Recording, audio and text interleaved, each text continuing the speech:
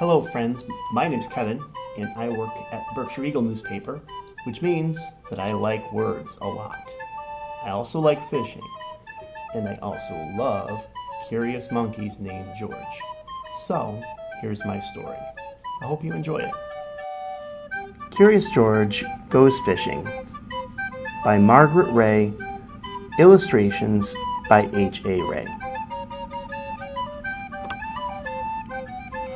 This is George.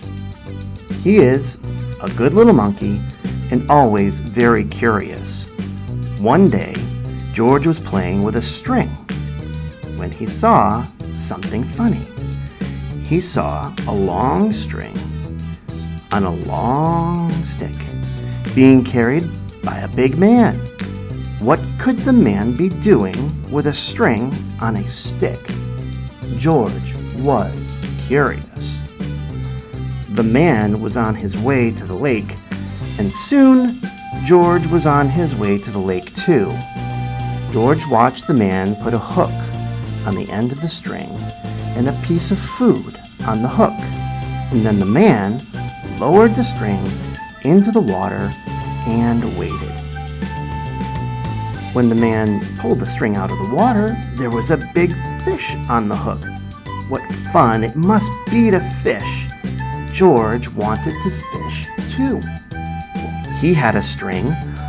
All he needed was a stick, and he knew just where to get one. George ran home as fast as he could. A mop would make a good stick. George tied his string to the mop. Now he was all set to fish.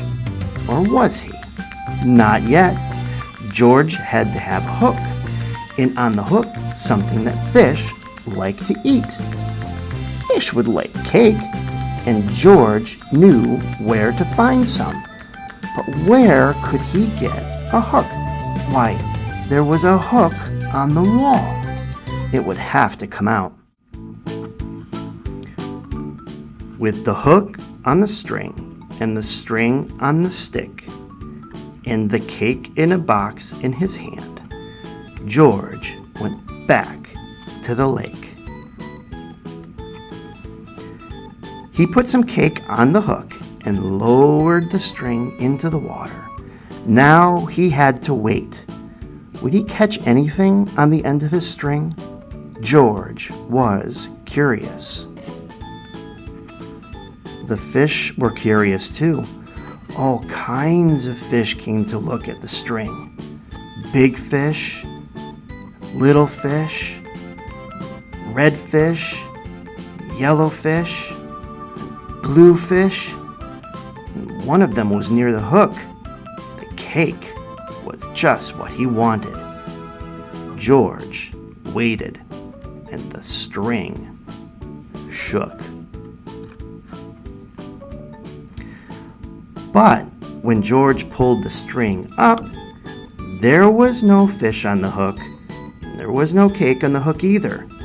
The fish just took the cake and swam away. Well, if George could not get the fish would not get the cake. George would eat it. And the cake was just what he wanted too.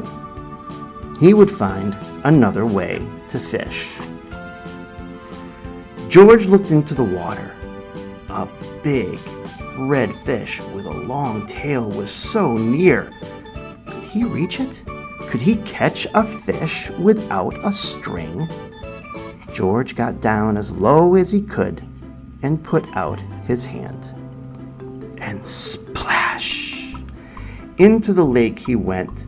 The water was cold and wet. George was wet and cold too.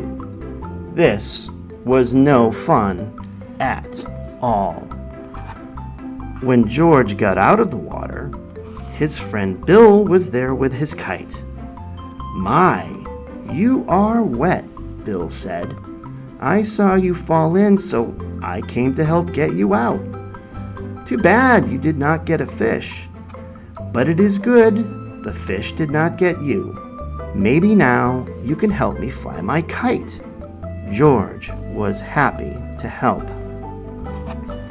It was a windy day, and soon George was dry, and the kite was flying high.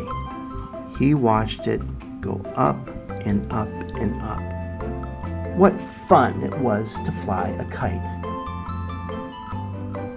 It would have been fun to catch a fish on the end of a string, thought George, but flying a kite on the end of a string was even better.